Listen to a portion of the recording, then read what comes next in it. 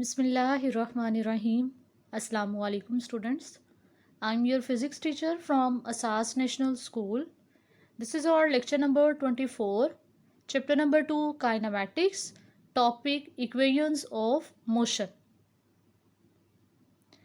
Equations of motion by graphical method. The motion of a body moving with uniform acceleration can be described with the help of three equations called equations of motion. A relation among velocity, distance, time and acceleration is called equation of motion. There are three equations of motion. First equation of motion, second equation of motion and third equation of motion. The first equation of motion is Vf is equal to Vi plus At. Second equation of motion is S is equal to Vit plus half At square. And third equation of motion is 2As is equal to Vf square minus Vi square. First equation of motion and second equation of motion, student, we have done in previous lecture. And today I am going to explain you third equation of motion.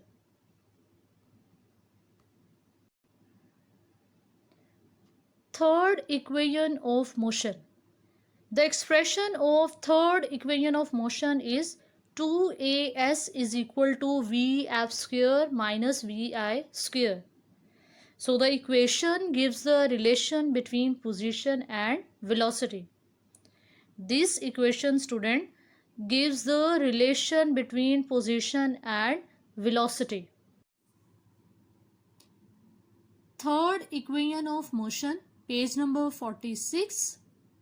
In speed time graph in figure 2.26, the total distance S traveled by the body is given by the total area OABD under the graph.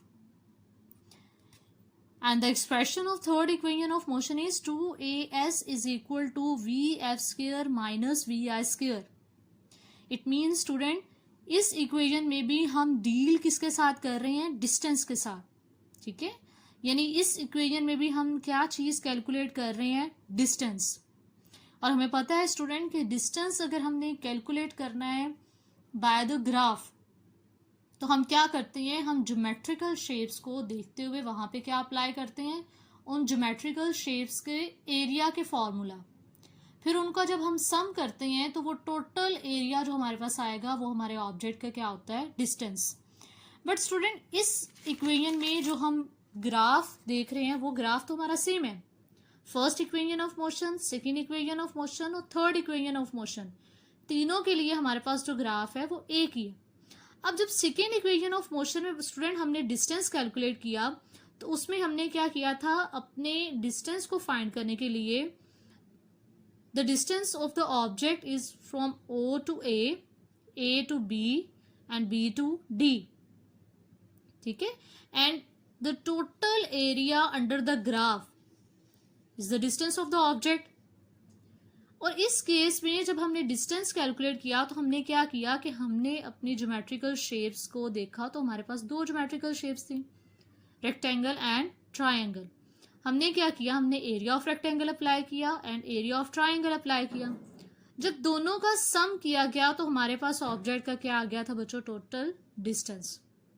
But in third equation of motion, student, we consider the distance of the object from O to A to B and B to D. तो ये student जो हमारे पास shape बनती है O to A to B and B to D, this diagram is trapezium diagram. कौन C diagram है student? Trapezium diagram. ठीक है, a trapezium diagram has only two parallel sides. ठीक है, the trapezium diagram has only two parallel side and two non-parallel side. Two parallel has only two parallel sides and two non-parallel side. The parallel sides are called base and non-parallel sides are called legs. ठीक है स्टूडेंट, the two parallel sides are called base and two non parallel sides are called legs. ठीक है, अब student area का formula apply करके हमने distance calculate करना है। अब यहाँ पे जो हमारे पास डायग्राम है वो क्या है, ट्रेपीजियम डायग्राम। कौन सी डायग्राम है बच्चों, trapezium diagram. O to A to B and B to D। ठीक है, ये डायग्राम हमारे पास कौन सी है बच्चों, trapezium diagram. It means to calculate the distance of the object from the graph we use the formula of area of trapezium diagram. ठीक है, हम एरिया का फॉर्मूला अप्लाई करेंगे, ट्रेपीजियम का एरिया ऑफ ट्रेपीजियम फाइंड करेंगे, तो हमारे पास क्या आ जाएगा, ऑब्जेक्ट का डिस्टेंस।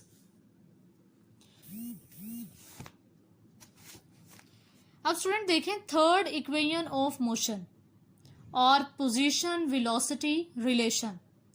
डायग्राम वही है हमारे पास। ठीक है, ये हमारे पास क्या है, वर्टिकल पे स्पीड और एक्स एक्सिस पे हमारे पास क्या है, टाइम, और ग्राफ हमारे पास वही है, O to A VI initial velocity, B to D final velocity and B to C is equal to AT. And the expression of third equation of motion is 2AS is equal to VF square minus VI square. As we know that distance is equal to area enclosed within a loop or area enclosed within a graph. ठीक है, अब यहाँ पे देखें O to A to B and B to D, ये diagram हमारे पास क्या है, ट्रेपीजियम डायग्राम। अब इसके अंदर जितना ये शेडेड एरिया, ये हमारा उस ऑब्जेक्ट का क्या है, डिस्टेंस। इट मीन्स हमें क्या कैलकुलेट करना है, ये टोटल एरिया कैलकुलेट करना है। अगर हम ये टोटल एरिया कैलकुलेट करेंगे तो हमारे पास क्या आ जाएगा, ऑब्जेक्ट का डिस्टेंस। और इस केस में जो हमारे पास ज्योमेट्रिकल शेप है वो क्या है, ट्रेपीजियम।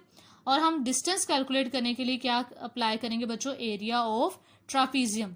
ठीक है, total distance is equal to area of trapezium and the formula of area of trapezium is half sum of parallel sides multiply height।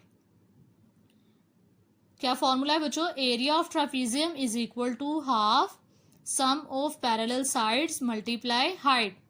अब इस केस में देखें student, S is equal to half sum of parallel side, जो two parallel side है, एक ये O to A and B to D। ठीक है, O to A and B to D। So OA plus BD, ये क्या हो जाएगा, sum of parallel side is equal to OA plus BD multiply height. ये क्या है हमारे पास, उस ऑब्जेक्ट की हाइट, और हाइट किसके इक्वल है बच्चों, OD। क्या है, OD। ठीक है, या इसका फॉर्मूला आप इस तरह से भी याद रख सकते हैं बच्चों, हाफ बेस मल्टीप्लाई हाइट। ठीक है, ये हमारे पास बेस है ना, और ये हमारे पास क्या है, हाइट, और sum of parallel side multiply height. तो पैरेलल साइड क्या है, OA plus BD multiply height क्या है, OD। ठीक है, अब OA हमें पता है, OA is equal to initial velocity VI and BD is equal to final velocity VF। Putting these values in this equation, OA is equal to VI plus BD is equal to VF and OD is equal to T। अब student इस case में हमें पता है कि हमारा जो expression है, थर्ड इक्वेशन ऑफ मोशन का जो एक्सप्रेशन है, उसमें हम T के साथ यानी टाइम के साथ डील नहीं कर रहे। हम विदाउट टाइम जो है थर्ड इक्वेशन ऑफ मोशन जो है उसका एक्सप्रेशन देख रहे हैं कि थर्ड इक्वेशन ऑफ मोशन में टाइम इन्वॉल्व नहीं है।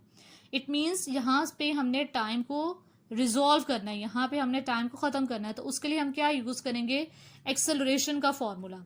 Acceleration is equal to final velocity minus initial velocity divided by t हमें फाइंड करना है, हमने टी यहाँ डिवाइड हो रहा है, दूसरी तरफ जाके क्या हो जाएगा, मल्टीप्लाई।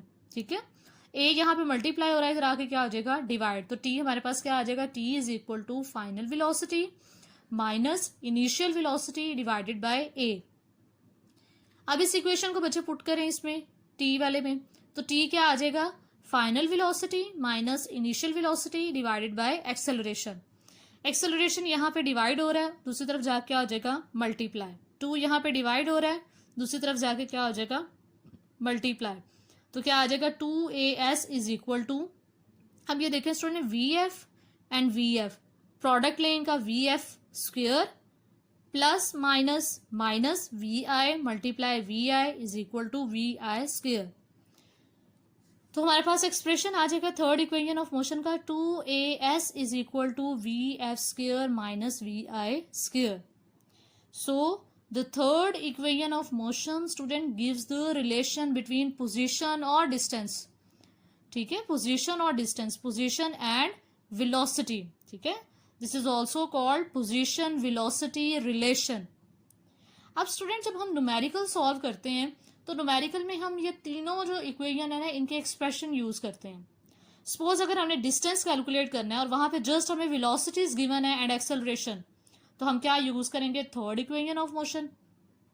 लेकिन अगर उन वेलोसिटीज के साथ टाइम भी इन्वॉल्व है तो फिर हमें पता है कि एक्सप्रेशन जो सेकेंड इक्वेशन ऑफ मोशन का वो क्या है, S is equal to V I T plus half A T square. It means उस न्यूमेरिकल में अगर वेलोसिटीज के साथ टाइम भी इन्वॉल्व है तो फिर हम कौन सी इक्वेशन यूज करेंगे, second equation of motion. Okay, the last slide is about your practice question, and the question is write down third equation of motion with graph. Allah Hafiz.